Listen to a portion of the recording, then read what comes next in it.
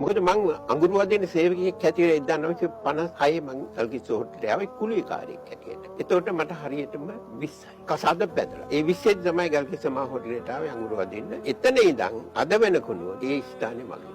අනිවාර්යයෙන්ම කොරෝනා එන්නේ ඉස්සෙල්ලා ගෲප් 4ක් 3ක් එනවා ලංකාවට මගෙන් ඒ ආහාර ඉගෙනගෙන දැන් රෙස්ටොරන්ට් දාලා තියෙනවා මේ මිනිස්සු. විශේෂයෙන්ම තරුණ පරම්පරාවෙන් ඉල්ලා හිටිනවා මම දරුවනේ මොනවා හරි කමන්නේ වෘත්තියක් ඔයාලා බාරගත්තා නම් ඒ ආයතනයේ ආරක්ෂා කරන්න ඒ ආයතනයේ ඉදිරියට ගෙනියන්න බලන්න ඔබලාට කවදාකවත් වරදින්නේ නැහැ. මොකද මම ගල්කිස්ස හෝටලෙට එනකොට මට තිබුණේ එක සරමයි මේස්මැනියන් දෙකයි සිරප්පු කෑලි දෙකයි විතරයි. මම නානවා සරම වේලනකම් මම නානවා. වේලුවෙන් පස්සේ තමයි සරම ඇඳගෙන යන්නේ.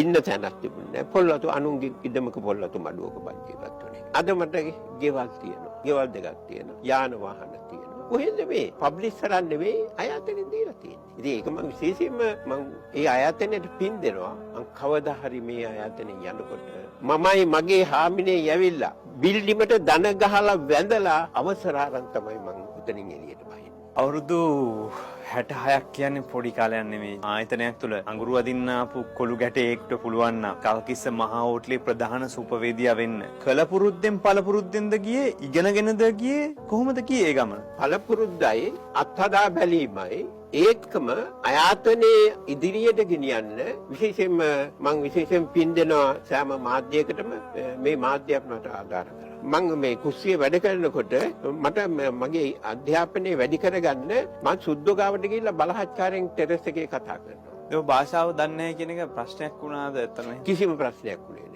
එකක් තියෙන්නේ මම මුලින්ම ජපානේ ගියා හෝටල් එකට මම ඒ පිස්සුවල එකට ගියේ අන්තිමේ මම බැලින්නම් මම මගේ ඉංග්‍රීසි දන්න කෙනෙක් ඒ හෝටලෙත් නැහැ. ඒ කියන්නේ ඔබතුමා කියන්නේ මේ භාෂාව බාධාවක් කරගන්න එපා.